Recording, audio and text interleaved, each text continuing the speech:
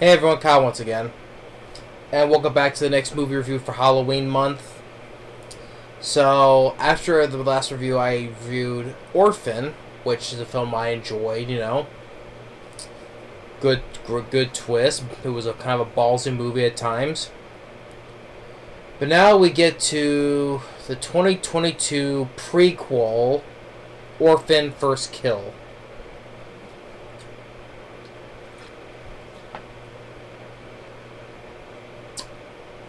It sucked. Because first of all, I said before, with prequels are kind of pointless because you know what's going to happen, right?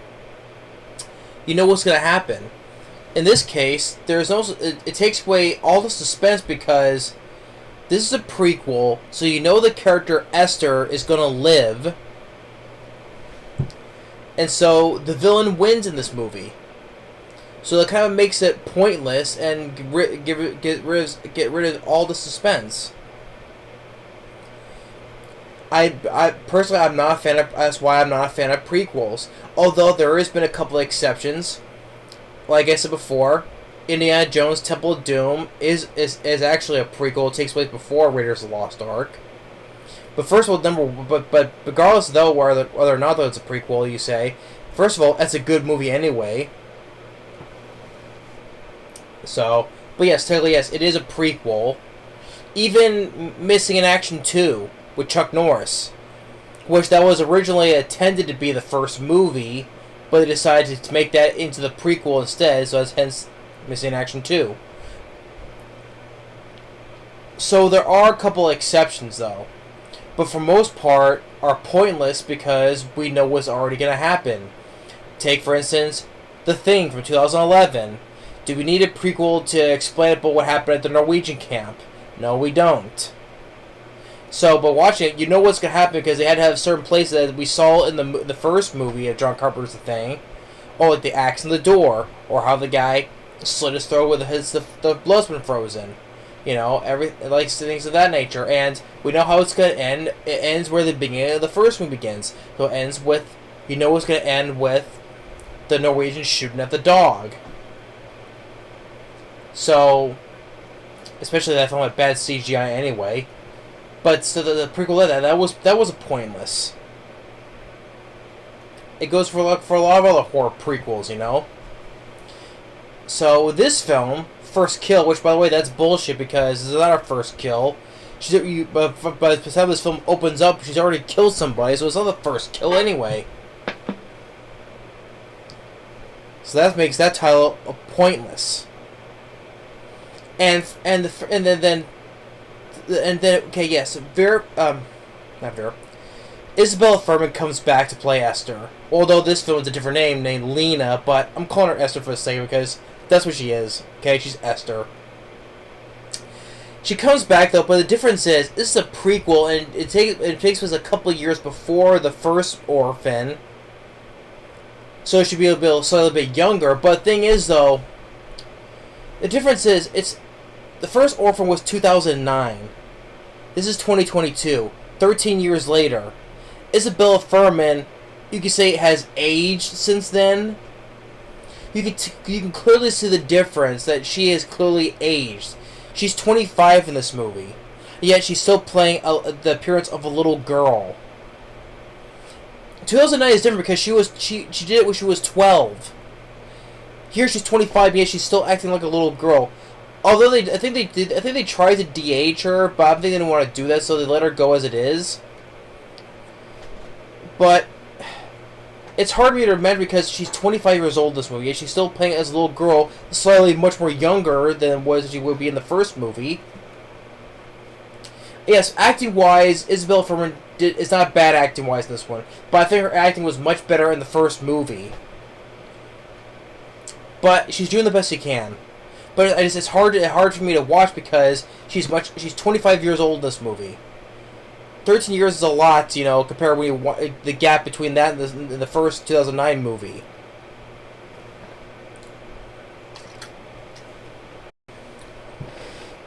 So, but Isabelle Fuhrman, she's doing the best she can. But like I said, the age gap, like I said, yeah, she's playing still a little girl, but still slightly much younger. And then other cast members, you have Julia Stiles, who remember most from the romantic comedy film 10 Things I Hate About You with Heath Ledger and Joseph Gordon-Levitt. You know, she was the girl that, you know, the main girl that Heath Ledger was going to, like, watch as a bodyguard or whatever, and falls in love with her. That's Julia Stiles. She was also later starred in the Bourne movies, and then she was also in Save the Last Dance. She's the mother, the new mother in this movie. Except different things. So this film, credit, give it to credit. Okay, it's not a carbon copy of the first movie. It's not, okay. So I give credit to that. All right. But it's not a carbon copy. It has a different twist. But although the twist in the first movie was much better and refreshing and unique in a way that I didn't see coming.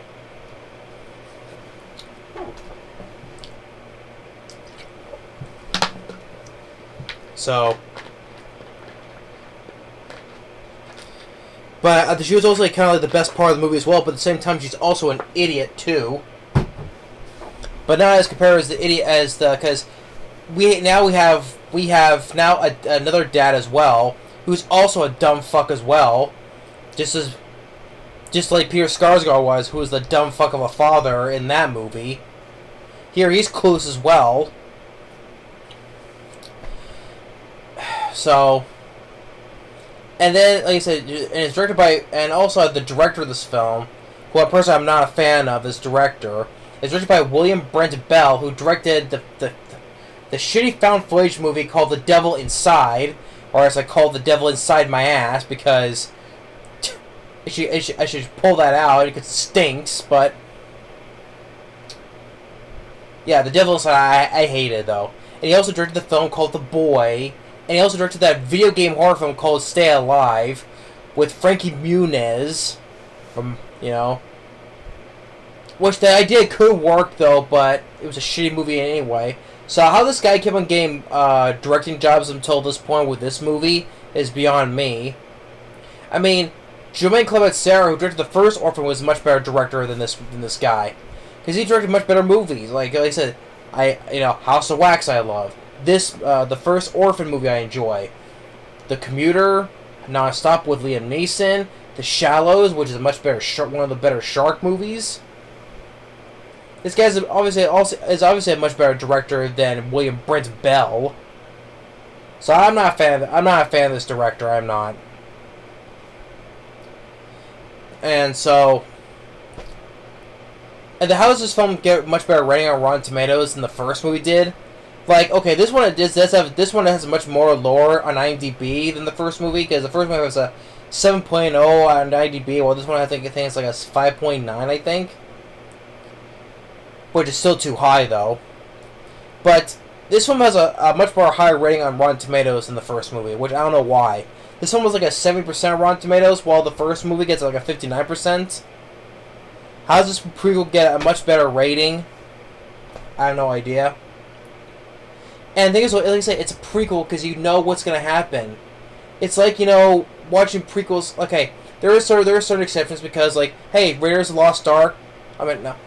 Indiana Jones Temple of Doom is technically a prequel before Raiders of the Lost Ark, or Missing in Action 2, which it was supposed to be the first movie, but they made it to the prequel instead to use that as a prequel.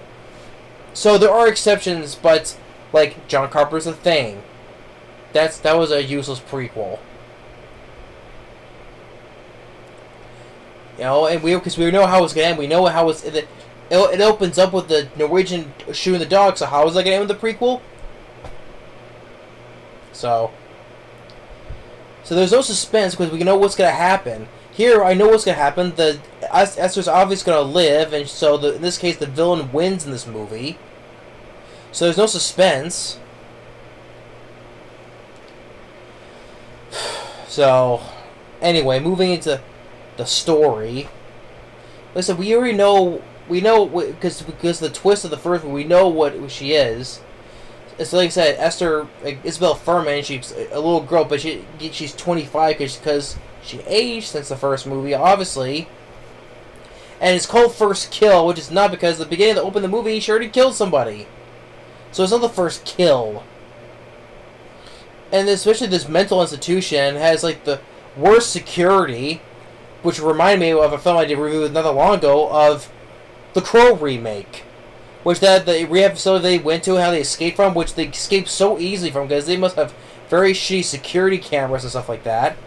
Here they have also just as much shitty security in this mental institution. It's like one security guard, I think it was asleep, but then I think he used Isabelle Fuhrman to talking to use his feelings against him, and he bashes his head in. And then she kind of like trains his patient to act all crazy. She gives her some candy. I don't know. And then there's this rookie nurse who is so stupid because she knows about this. She knows about this girl, her condition, and all that stuff, right? And yet, when she goes outside, she sees her trunk wide open. Instead of getting her car and driving away, or run, whatever, she goes back inside and she gets killed because of her stupidity. And plus, this film does not. Yeah, granted, this film may has a much bigger body count, but the thing is, the first movie wasn't relying on kills, though. It was not dependent on kills. It was being a suspenseful movie, like a version of The Good Son, a better version of The Good Son. It was only about 2 kills. It was like the nurse and the stupid dad. So, and then she goes and flees to America, which how she did that, I have no idea why. I have no idea how she fled to America. How she either she flew or got a boat. You know, if you're supposed to be checking, did she stall away?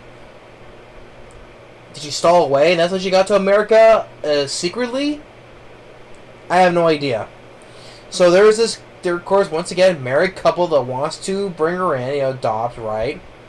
But this time her name is Lena, but I'm still calling her Esther. I'm still calling her Esther for the sake of it, not Lena. Listen, the dad is clueless. Another dumb fuck of a dad who's, And they have an older son who is a douchebag. Because I think it's Julia Stiles who has the son from her older son from her previous marriage. I think that's what it was, from a previous marriage. So he remarried to this newer husband. And this is where the husband kind of paints in the black, using the black light, right? Hence, this how she knew how to explains how she painted using the MV light, the black light. Why I show the difference in the first movie between regular painting to the actual madness paintings. So that's how she learned it, with the black light painting, or the glow in the dark paint, whatever.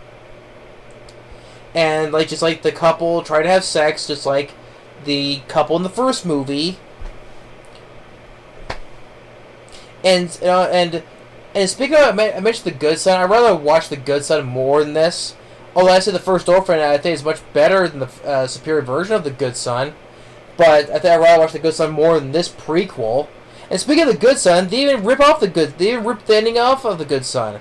Like how the husband has, off the roof of their house, the husband has to make the choice between her wife, his wife, and Esther. Just like how the ending of the first, first. Why is there first? There is no sequel. Ending of The Good Son, with when Randy Crewson had to choose between Elijah Wood or Macaulay Culkin. They ripped that off, And of course, this is a prequel. Guess who he chooses to save?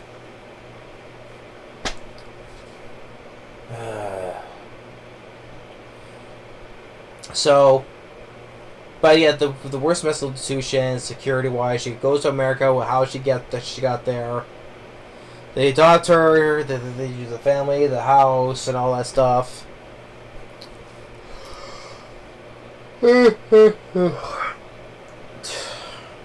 And then there's this detective, this Japanese detective who's investigating on this.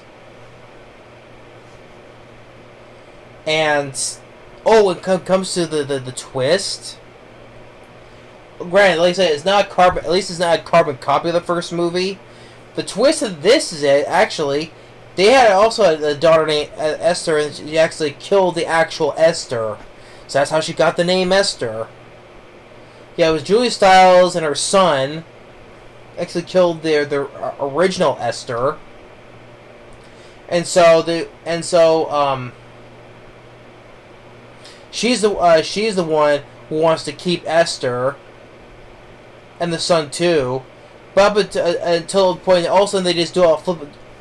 Like a few minutes later, they do a flip of 180. Oh, okay, let's just get rid of her. Because she knows that she's crazy. She's a psycho. Knows what she is. So they try to poison her. I'm like, why food poisoning? Yeah, they try to poison her with food. Wouldn't it be a bullet to the head be much more sufficient? Because Julie Stiles had a gun and she goes and shoots the detective. Why would you use a gun and shoot her instead? But no. And then they get this thing where Isabelle Fuhrman had a pet rat and gives it the food to feed it and poisons it. So why she would control the rats now, just like Willard did? No. Just the one rat. And she kind of figures it out. And so later on, she kills the son with the crossbow, and then is when she first fights the mother, Julia Stiles, up until the point where it rips off the ending of the good son with the choose who, and it's like I said, it's a prequel. Guess who he chooses over? He chooses Esther over his own wife. So yeah, you choose her over your own wife. Which is what you see her kind of splattering around, but it's been a far away distance, so you kind of don't see the whole splattering effect. But yeah, this is a prequel, and then with the husband, I guess I don't think she pushed him though, but I think the husband kind of tripped over his two left feet, I guess, and that's when he dies. And so that's when Isabelle Fuhrman, which takes on the name Esther, and that's when it ends up leading it into the first movie. So that's what I mean. Where's the suspense? Because this is a prequel, because we know what's going to happen. We know that Esther's going to live. We know that this is a prequel where the villain wins, in this case. She does. The first movie, the characters in this film sucked, by the way. Well, like I said, Julia Stiles was doing the best she can. Same with Isabelle Fuhrman. But speaking of more stupid things, like, because since the son, before he was killed, like, he throws Esther off, I think it was off the balcony, I think, though, and then, simply because he looked away, he looks back, oh, she's gone. Instead of, like, just after he threw her off, we'll just go down there and check to see if she's dead, but no, he stands there, looks away, oh, she's gone. Or with the mom, where she fights the mom, throws her over the counter. The mother, Julia Stiles, throws her over the counter, and that she's gone. So basically, she can teleport. Especially in that short amount of time, she can teleport.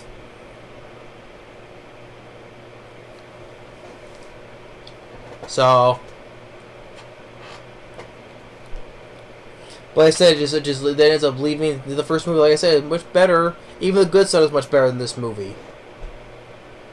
But I think, but Isabelle Fuhrman was doing the best she can. Stay with Julia Stiles. She was kind of like the best part, although her character was kind of dumb too. But the father was much of a dumb fuck, like the father in the Pierce Skarsgård in the first movie. So. But like I said, it's a prequel. It did not need to be a prequel anyway, because the villain's gonna live. So made it pointless.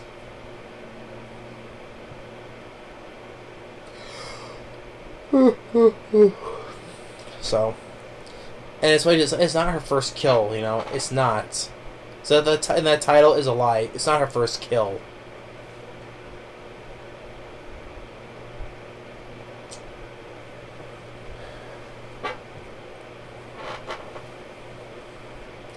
I don't know how well this guy, director William Brent Bell, keeps on getting jobs. I have no idea. Like I said, it's hard to watch because of the big age difference. You can clearly see the big age difference between Isabelle when she was 12 years old in the first movie till now. Yeah, she's still trying to pass off as a little girl as well. Like I said, with this film, like I said, you know the twist. Like I said, you know the twist. You know she said the villain's gonna live and wins. You know. Oh, by the way, after when the husband fell and the whole place is on fire, bad CGI fire. Oh, especially when the house is on fire. Bad CGI fire. She's walking through the flames. You know. Like it's nothing. So. Yeah, Orphan first kill. I did not like this film. To me overall, it sucked. It sucked. It made it like the first. Well, yeah. I forgot what I was gonna say now.